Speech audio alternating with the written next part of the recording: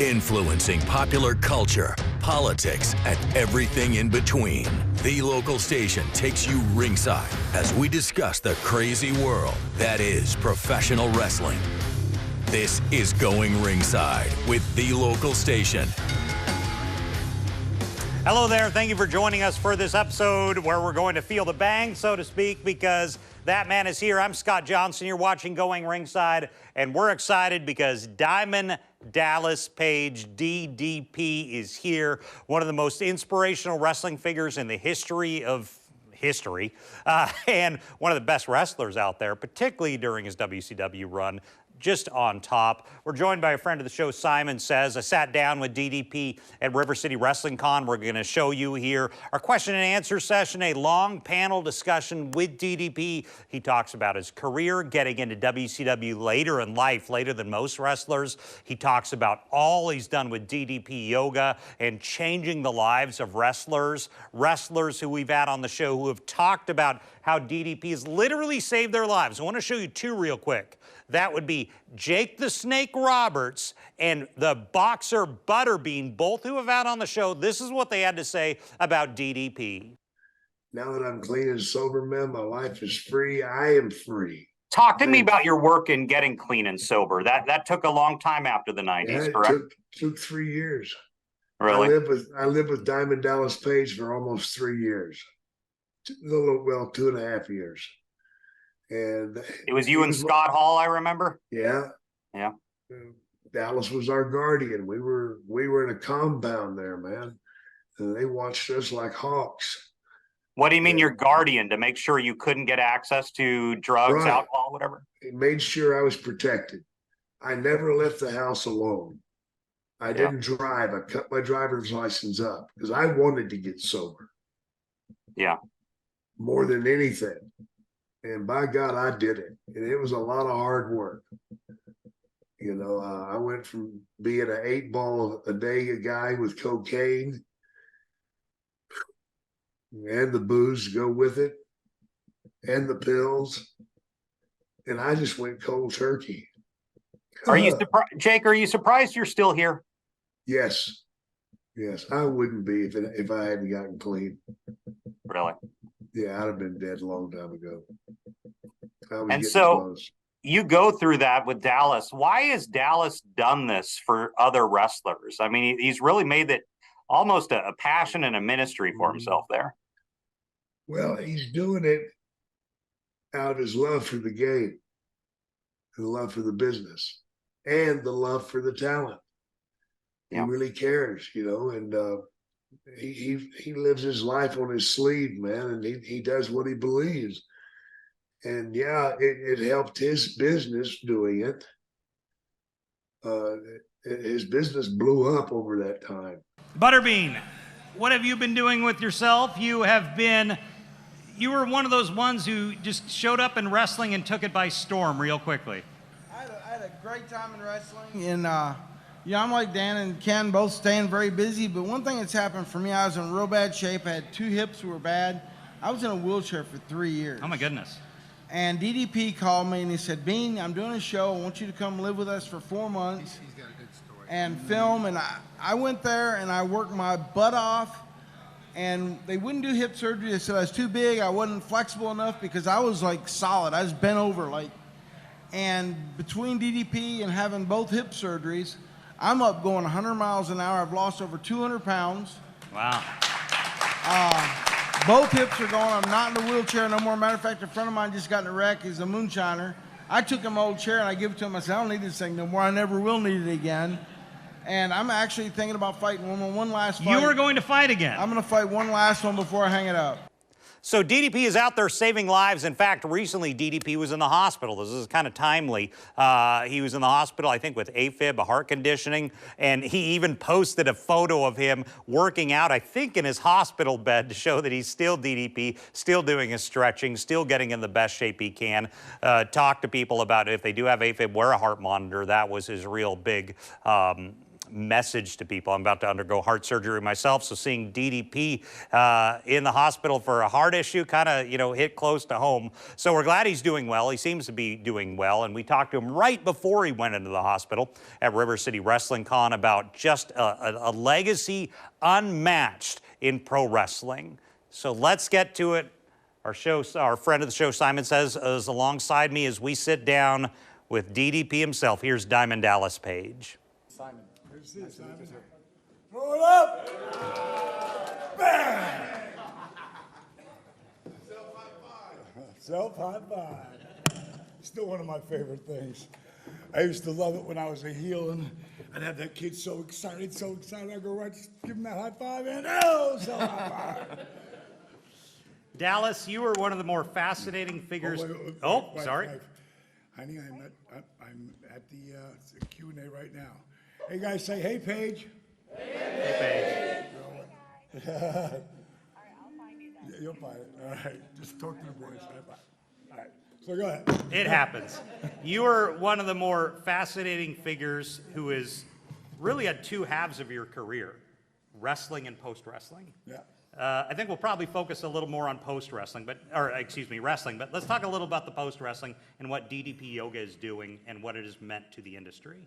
I'll tell you what, I just literally, for me personally, because it only happened because I broke my back, and they said I was never going to wrestle again after I just got the big payoff, a multi-million-dollar 3-year deal, and now I've blown my L4 and L5, which is the lower part of your back, and it was excruciating.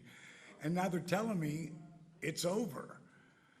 Man, I went to 3 different spine specialists, and I'm not the kind of guy the people who say I believe it when I see it, unfortunately, those people, most times, they never see shit. But the people who say I believe it because I see it, like those are the game changers. And I knew what run was coming. I saw it, I visualized everything. And so it's manifesting dreams into reality. So I would not take no for an answer, even though I'd pulled myself down with emotional gravity. It was my first wife at the time, Kimberly, who was like, you ought to do yoga to heal your body. How did I react to that? I was like, no, I'm not doing yoga. I'm not doing it. I just didn't see it. And eventually I did, and it turned into what DDP Yoga is, and it helped me first. So I'm really like the first poster boy. And to tell you, I was showing one of my boys that was down in Panama City Beach. We just built a retreat there. And we were going from the pool down to the gym, and the light didn't go on. And I just built this place. So the light didn't go on. So it was 3 steps. I thought I was already down there. I was talking to John, and I slipped, and I fell 3 steps. Oh. And all my weight landed on my bad knee and curled my toes back. I went all the way down to my head. I was like, no. I mean, I worked so hard to get my joints, and I'm feeling really good. And now I feel like, is this knee gonna heal? I don't know. And I just went right to icing my body, all the stuff I would tell anybody else to do. I've been using red light therapy and this peptide called Wolverine. I just did a video yesterday. I put it up to show you where I was and where I'm at right now, that I'm not limping in here. I'm so grateful. So everything I did originally is self-healing, because I'm not gonna tell you to do shit that I don't do. My biggest thing right now that I've loved was being able to induct Lex Luger into the Hall of Fame. Did he think he could stand again? I mean, 5 years ago, or 10, whatever it was, did you think that would happen? He actually did when he first, 17 or 18 years ago when this happened, which I just happened to be there. I heard that he was born again. Not Lex. Like, there's no way. When Sting got born again, he buried him like he was an atheist. I don't know if he was an atheist or not, but he did not buy, the born again Christianity. And then again, after 5 drunk driving tickets and him hitting his rock bottom as he could, he found Christ. And man, he is a true believer, and his faith is so strong. So I help him in the beginning, because I'm in the room. I came to this show in San Francisco because I didn't believe that Lex could possibly be born again. And when I'm waiting for the promoter to call me to tell me when Lex checks in, and he called me panicking saying, Lex, I just had a heart attack. The EMTs are heading to his room right now. When I get to his room, the door is kicked in, off the hinges, and there's 2 EMTs in there. And he's sitting in a chair, and he's like, Lex, you got to go to the hospital. He's like, oh, Dally, super chill. Doesn't realize his whole body is paralyzed, but his pinky, period. Like his whole body from the neck down. He thinks he's dehydrated. And bottom line is, I'm like, Lex, you gotta go to the hospital. Think it's a heart attack. It's not a heart attack. It's because he's freaking paralyzed. And I help him get in the gurney, and I'm thinking it's still a heart attack. And then after he ends up leaving, and the drivers took him, we were in the hood. We were in Cow Palace, San Francisco area. Okay. They took him all the way to Stanford, past like 6 hospitals, because they were big wrestling fans. And that was the best thing that happened to Lex, because he's a 1%er. He can move his hands. He can, he can grab things. He can get movement in his legs. You mean 99% can't do that with his condition? 99.9.999. When you're a quadriplegic from the neck down, this is your movement. Period. In Dallas, do they know what induced it? What the cause was? They really don't. He'd done a really heavy trap workout that day, because he was still back then he was like 245 and just shredded. Yeah. Still looked unbelievable, but his hips were really bad. So he was going to have hip replacements, and because of all the football, because of all the bumps in wrestling, because Lex was so strong, I spotted him doing 405 on the rack, ass to the floor. I didn't touch him to the 25th rep. But there was also a couple of Vikes involved, so you don't feel that pain. Well, if you don't feel that pain, you're going to even work harder, but your body's going, no, we're giving you the signal of pain because you are hurting yourself. But again, I used to call him a cyborg, bigger, stronger, faster. He thought it would never end. So now reality steps in, and me and my business partner, we filmed it. We're doing a documentary on Lex's journey because we were there 17 years ago when it happened. And I would come back from California and work with Lex then.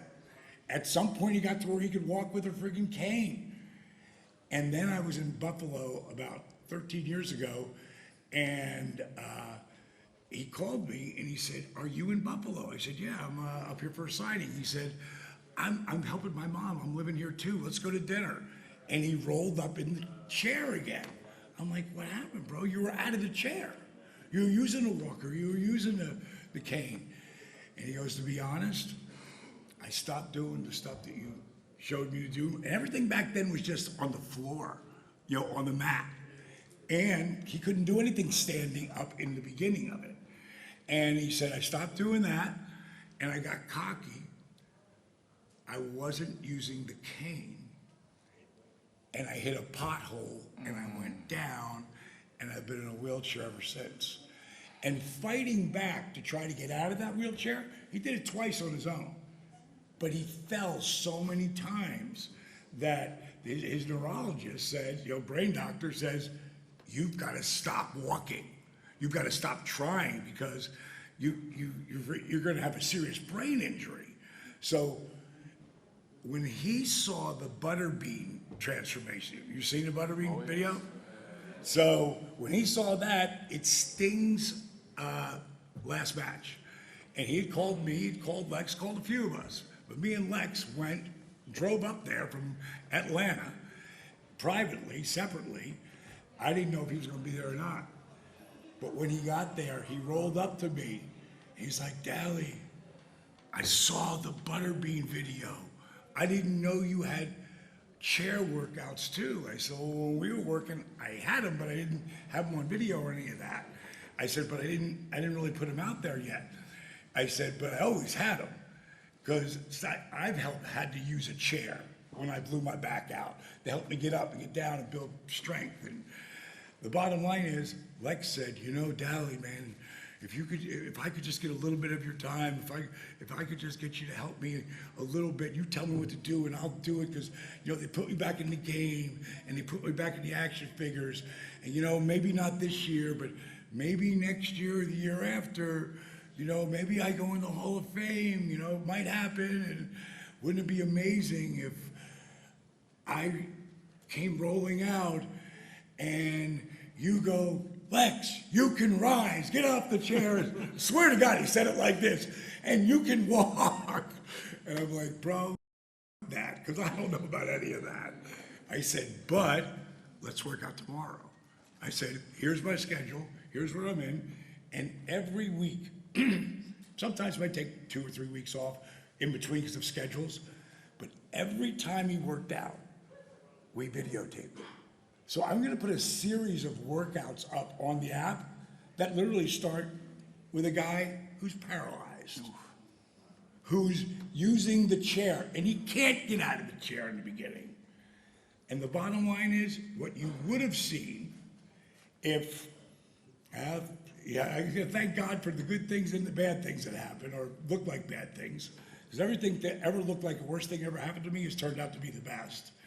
And we got Lex in the best shape he's been since he's been injured. He's going to get to it. He's going to get to Vegas. His stepson's going to roll him out, and he's going to call to me, come on over, and I'm going to walk over to him, and he's going to use the handles to stand up, and then this is what we had planned out. Didn't happen like this. This is what we had planned out. Then he was going to whisper in my ear, sit down, and just get up. And that would have blown the roof off. And then put his hand on my shoulder and walk 15 feet to the podium.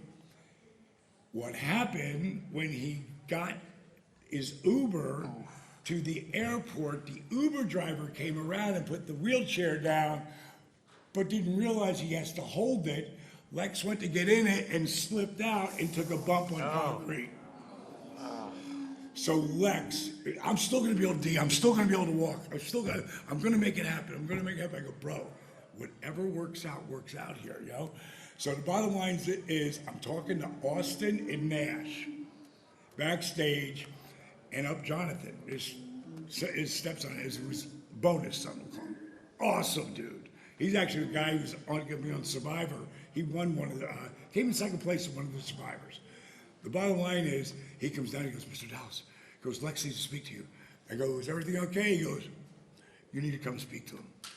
And when I get to him, he's like, D, I just tried to stand up and I completely spasmed. I feel so bad. I wanted this to be so big. I go, bro, don't worry about it. He goes, no, seriously, this is really bothering me. I go, hey, you know what? This makes it even better for the documentary. With Lex, he comes down to see me. I live in Panama City Beach now. I'm on the water. I built a retreat there, my wife and I. Lex will be down there this week. Actually, he'll be down at the same time Darby will. Is Darby doing it? You're the one who encouraged him to climb Everest, is that right? No, I did not. That's how it's been reported, clarified. Darby is the reason why Darby can do the superhero shit that he can do, and a lot of these guys, number one, 90% of them that I know of are straight edge, which means no booze, no pills, no drugs. Your body's going to heal way faster with no booze, no pills, and no drugs. So Darby was one of the very first ones to come and say, can I work out with you? Could you teach me how to do this on my own? And I was like, yeah, absolutely. So we became really good friends. And anything that would be like what I call modalities that help heal my body, like so many of them I have. And cold plunge. I was cold plunging before Rogan. And then I got a company because of CVV, Chris Van Vliet, who had interviewed this company in Plunge, and I got him to give me 2 plunges, one for my CEO, for my president of my company, and one for me. I called Darby up. I go, dude, you gotta get in this thing. It's amazing.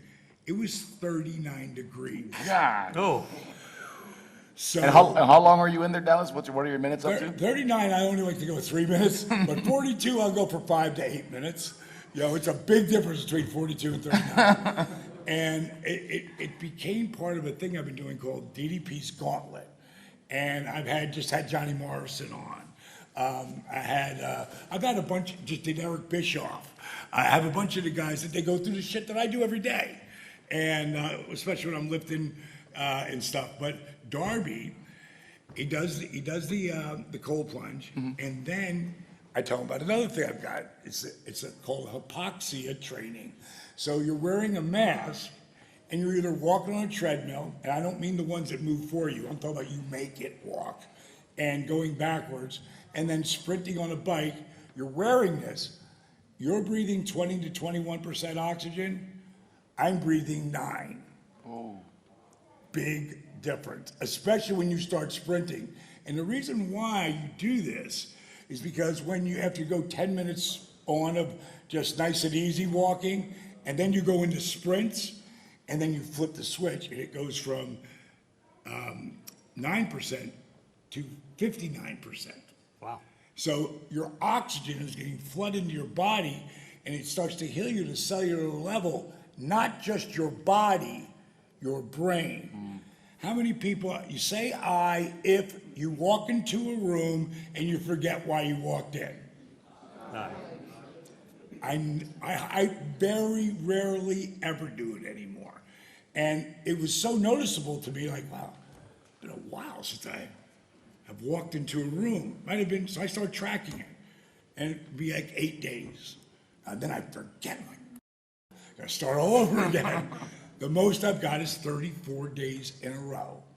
I'm not saying I walked into the room and immediately grabbed something. God, why did I walk in here? Because I'm on the phone, I'm talking to somebody, and I'm trying to figure out what I walked in here for. Oh, the spoon. So I still count that as a mate because I didn't leave the room. But if I leave the room, I have to start all over again. So Darby is doing hypoxia training. And he's the only one I started. I started him at 14% oxygen, then come on, 12, 10, and we ended at 9, and he almost passed out because it was the first time he ever did it, but that made him kind of laugh. So he trains with the cold plunge like 34. Jeez. And he friggin' does the oxygen training every single day he's home. One day he comes to work out with me, he goes, hey, I made a decision. I said, yeah, what are you gonna do? He goes, I'm gonna climb Mount Everest. I said, no, you're not. He goes, yes, yeah, I am. I go, no, you're not. That's where people die. I said, you ever climb up a mountain There's before? bodies on the... Yes, yeah. They're all covered with snow and shit, but they're there. And I'm like, you can't do it, bro. It's just, you're not trained, you're not prepared. Well, I want to get this outfit to help me. And I said, stop there. I have one of my very good friends who not only climbed Mount Everest, he takes the tour. So the 10 people that he's in charge of responsible for their lives, and the 100 Sherpas, those guys who are the real warriors, who got an 80-pound backpack, while the other guys just trying to get there, and we're making it such a big deal. The Sherpas, there's one of the guys, the Sherpa, who's gone up and down. Paige, are you in here? Stand up. Everybody say, hey, Paige. Hi, Paige. Hey, Paige. Now I know you're thinking, Paige, is that her name? How do you say it loud enough so you hear it? What's your maiden name? Really? No relation. No, that's what I was gonna ask. What's the odds of that? Thank you, love. Now, I didn't bring her up for that reason. She's a mountain climber. She climbed Mount Fuji and Mount Kilimanjaro. That's 19,000 feet. So between Paige and this guy, Vern, he was sent in the right direction to learn how. So I was like, that, you're not doing that. We'll get Paige together. We'll get Greg over here. And Greg, 120 people, 115, 20, 120 people, he's in charge of. That's why if you ever see Everest, it's a long line. It's like 10 people that are paying stupid money to be there. And 100 of the guys who do all the heavy lifting. I want to go to the opposite end of your life because of the shirt you're wearing right there. Dusty, is he who got you in? How did you get in? How I got in originally was I used to have a club in Fort Myers, Florida. And occasionally, in the middle of me doing the commercial, and I might throw in, ooh, yeah, hot legs contest tonight, dig it, yeah. Thinking I'll be there. You know, so the thing is, Jake Roberts had been in my club, friggin', and that's the first time we met. You know, friggin', I got a picture of Ted DiBiase, we grabbing his hair and putting a shooter of Jose Cuervo, just to stream. And we were doing it to each. And this is why you kind of had that club gimmick as you started. It seemed like a club. I've run many, but this was the one in Fort Myers, Florida, which allowed me to meet a lot of the superstars and become friends with them. Like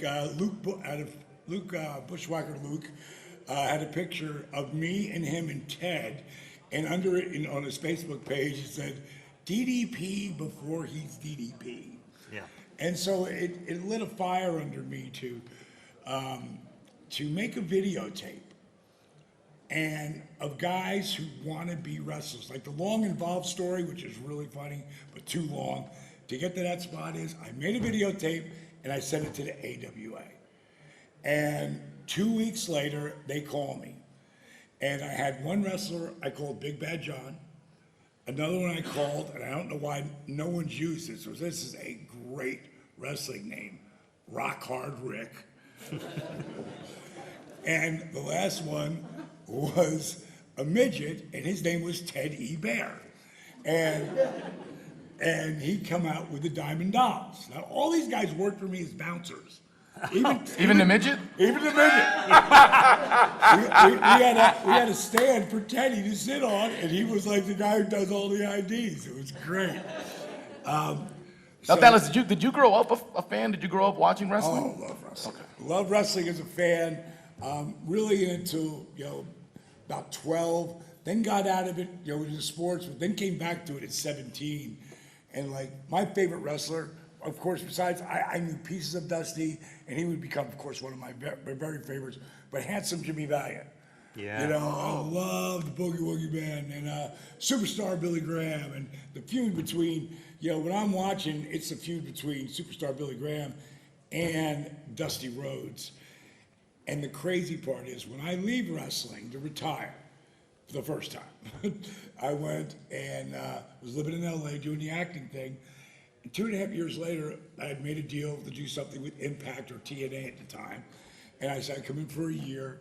I want to do X amount of shots. I want to work towards Jeff. I don't want to walk in and go against for the world title. I don't mind love to put him over, but let's build it, so it's not a one-off. And I called Dusty and I said, I know you're doing some of these Indian reservations and stuff. I said, can you pop me onto the card with you? He's like, absolutely, when do you want to do it? So I told him, and Superstar, I didn't realize it, but Superstar, we started talking, and he was a huge fan of mine. But a guy, really? That's the moments that are really like, oh, wow. Like, this guy is a fan of mine when I was such a huge mark for him. And we were in Tucson, and Superstar at the time was living in Phoenix. And his wife drove him up to that show. And here I'm sitting, Dusty and Superstar, talking about bringing just everything to have that list, to be able to do that at the time. Oh, yeah. I would have killed for that. Real quickly, I want to at least get one fan question in. Desiree, could you pick someone out real quick? Let's get one fan question in if we could. Hand over there first.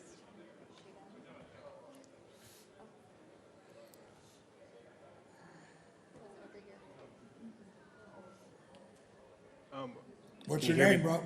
Matthew. What is it? Matthew. Everybody say, hey, Matthew. That was kind of lame. Hey, Matthew. Everybody say, hey, Matthew. Hey, Matthew. Thank you. What was the conversation like with Randy Orton in regard to the Diamond Cutter and the RKO? You know, the conversation originally started with me calling him and telling him I wanted him to use it. And when I knew I was leaving,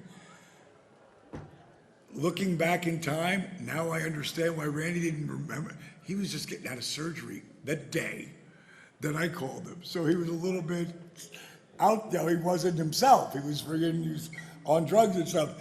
And he didn't remember. And later on, I would go up to him and I would say to him, I go, Randy, don't you remember the day when I called you? He said, oh, Diamond, man, I was having my shoulder surgery. He goes, I was at it, but if you say it's true, I believe you. and I thought that, and a lot of people say, well, what do you think about Randy stealing the diamond cutter? What are you talking about, baby?